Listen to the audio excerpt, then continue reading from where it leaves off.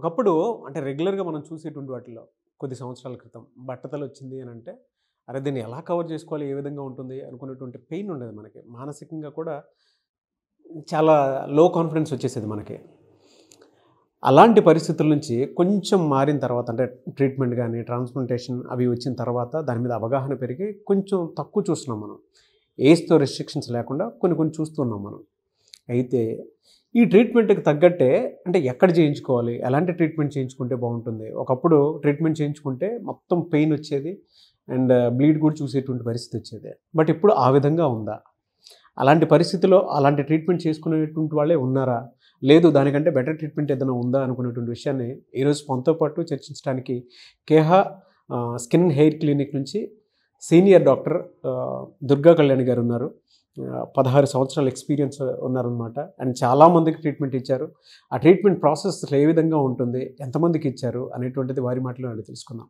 నమస్తే మ్యామ్. నమస్తే అండి. సో 16 సంవత్సరాల ఎక్స్పీరియన్స్ చాలామందిని మీరు చూసుంటారు. అవును. ఎవరికైనా సరే అండి బట్టతల వచ్చింది అని అంటే చాలా లో కాన్ఫిడెన్స్ వెళ్ళిపోతూ ఉంటారు. చిన్న మనస్తాపానికి లోనవుతూ ఉంటారు. అంటే ఎవరితోనూ షేర్ చేసుకోలేరు. బట్ వాళ్ళు ఏంటంటే మిర్రర్ ముందు చూసుకునేటప్పుడు వాళ్ళకి తెలియని ఒక చిన్న ఇదొస్తుంది. అరే! మనమేంటి అందరూ బాగున్నారు కదా అని. ఇవాళ ఏజ్‌తో సంబంధం లేకుండా ఆ బట్టతల అనేది వచ్చేస్తూ ఉంది.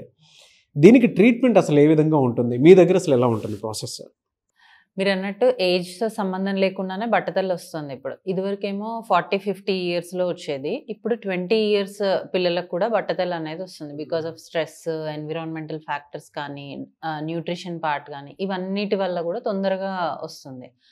దాంతోపాటు మన హెయిర్ ట్రాన్స్ప్లాంటేషన్ టెక్నిక్స్ అనేవి కూడా అడ్వాన్స్ అయ్యాయి అనమాట. ఇదివరకు ఎలా ఉండేదంటే వెనక కట్ చేసి దాని నుంచి గ్రాఫ్ట్స్ తీసి పెట్టేవాళ్ళం.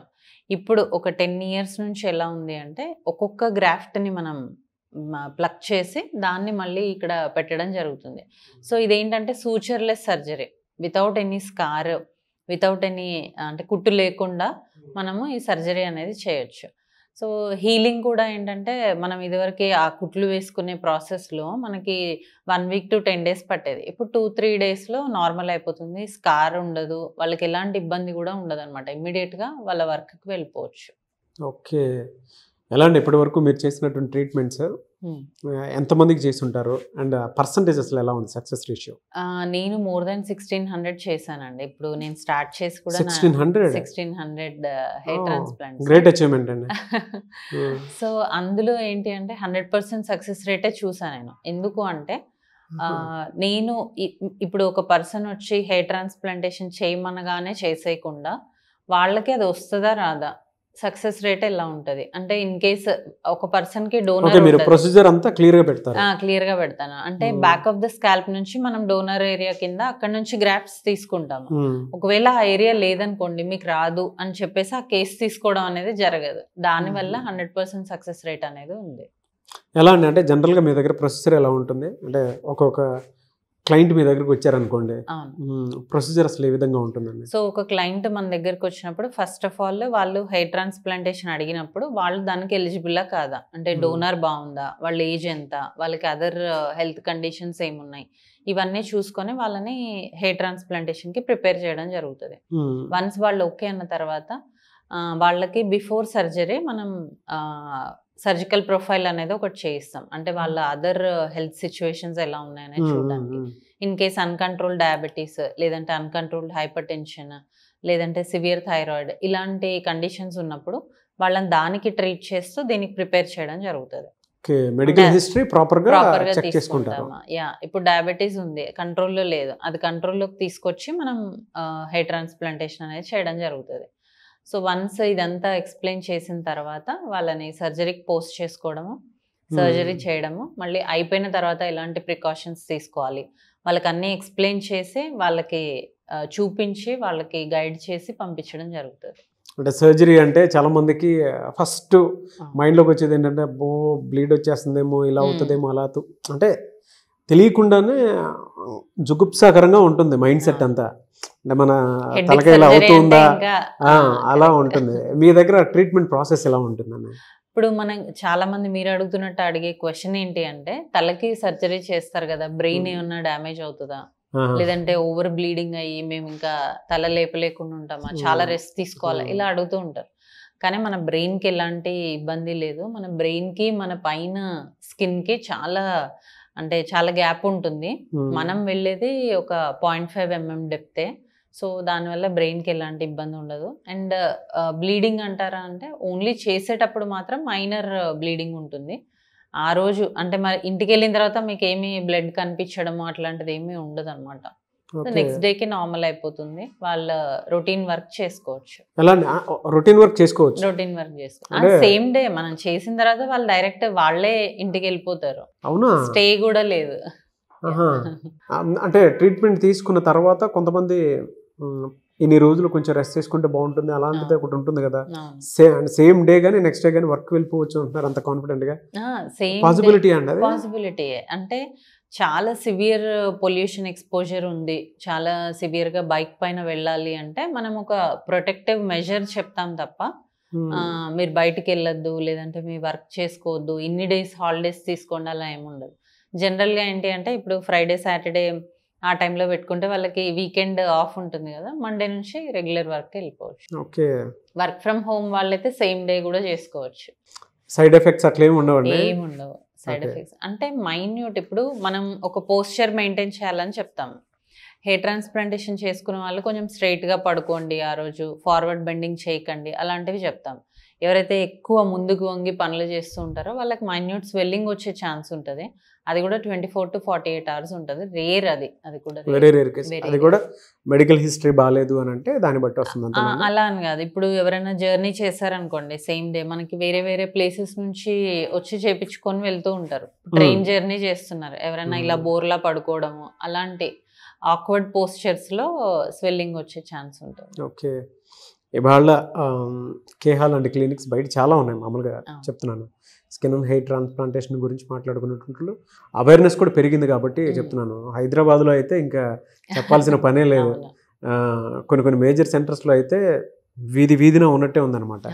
మీ దగ్గరికి ఎందుకు రావాలి ట్రీట్మెంట్ కోసం? బయట చాలా ఉన్నాయి కదా, అండ్ టెక్నాలజీ పరంగా చూసుకున్నా కూడా హై ఎండ్ టెక్నాలజీతో కూడుకున్నటువంటి ట్రీట్మెంటే ఇస్తున్నారు. Why Keha clinic?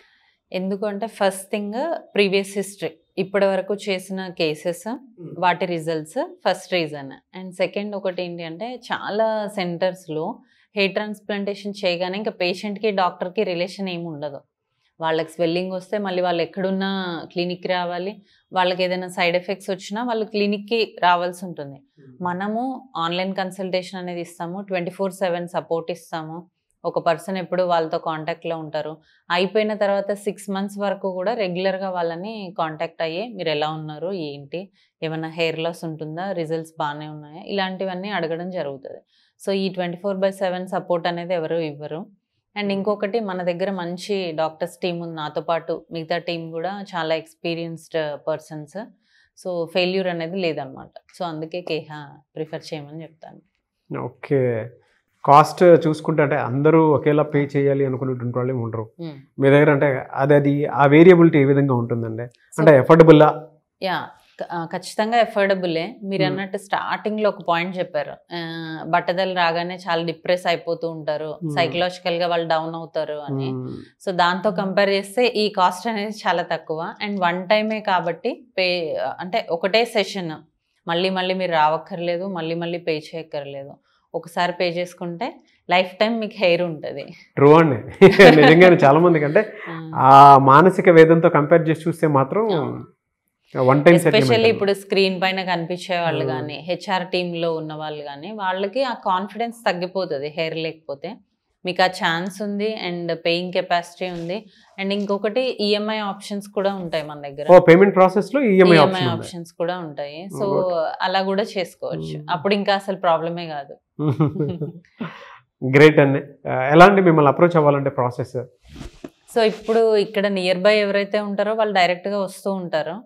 ఎవరైతే దూరంగా ఉంటారో కొంతమంది అబ్రాడ్ నుంచి కూడా కన్సల్టేషన్స్ తీసుకుంటూ ఉంటారు. ఫస్ట్ వాళ్ళకి ఆన్లైన్ కన్సల్టేషన్ చేశాక మొత్తం కన్సల్టేషన్ అయిపోతుంది.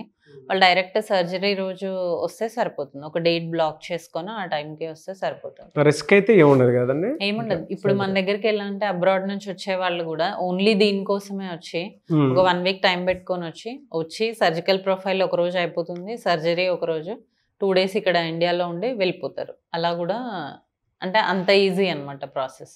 అక్కడ కేహా క్లినిక్ ఎక్కడ ఉంటుందని, అంటే ఎలా అప్రోచ్? శ్రీనగర్ కాలనీలో ఉంటుంది. సో అంటే కింద డిస్ప్లే అవుతుంది కదా నంబర్, దానికి కాల్ చేస్తే సరిపోతుంది, మా వాళ్ళే అసిస్ట్ చేస్తారు. ఆఫ్టర్ ప్రాసెస్ అండి జనరల్గా రిజల్ట్ అసలు ఏ విధంగా ఉంటుంది, అండ్ ఆ కేరింగ్ అసలు ఏ విధంగా ఉంటుంది అసలు మీ దగ్గర నుంచి? సో ఇప్పుడు మనం వన్స్ హెయిర్ ట్రాన్స్ప్లాంటేషన్ చేయగానే చాలా మంది టెన్షన్ పడిపోతూ ఉంటారు. 1 మంత్ అయింది, నాకు ఇంకా హెయిర్ రాలేదు, అలా కాల్స్ వస్తూ ఉంటాయి అనమాట.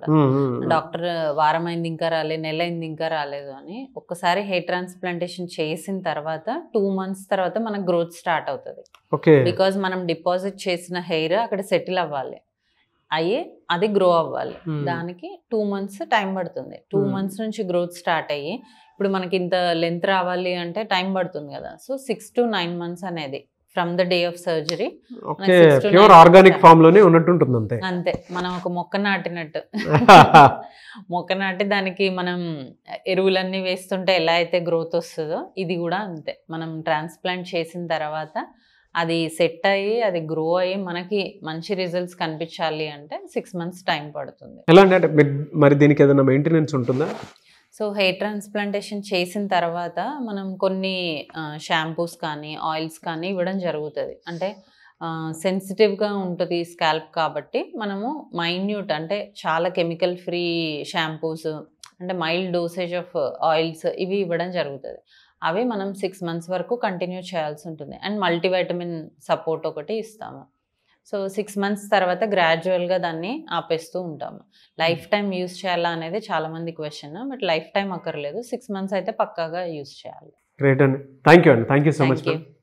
చూసారు కదండి వీడియో. ఈ వీడియోపై మీ అభిప్రాయం కమెంట్ బాక్స్లో పోస్ట్ చేయండి. చాలామందికి హెయిర్ ట్రాన్స్ప్లాంటేషన్ ప్రాసెస్ ఏ విధంగా ఉంటుంది ఏంటి అనేటువంటి విషయం తెలియదు కదా.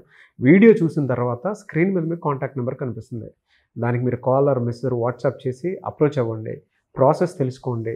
అంటే ఇప్పుడు మాట్లాడిన దాని ప్రకారం అయితే చాలామంది ఏమనుకుంటారంటే మానసికంగా లో కాన్ఫిడెన్స్కి వెళ్ళిపోతూ ఉంటారు. అరే నాకే ఎందుకు ఇలా జరిగిపోయింది అనుకున్నటువంటి వాళ్ళు ఉంటారు కదా. అటువంటి ప్రతి ఒక్కరికి కూడా 1 stop సొల్యూషన్ ఏదైనా ఉంది అని అంటే అది కేహా క్లినిక్ శ్రీనగర్ కాలనీలో ఉంటుంది. వెంటనే స్క్రీన్ మీద కనిపిస్తున్న నెంబర్కి సంప్రదించండి. ఈ వీడియో లైక్ చేయండి, షేర్ మాత్రం తప్పకుండా చేయండి. ఇలాంటి మరిన్ని వీడియోస్ కోసం మా ఛానల్ ఫాలో అవ్వండి. Thank you.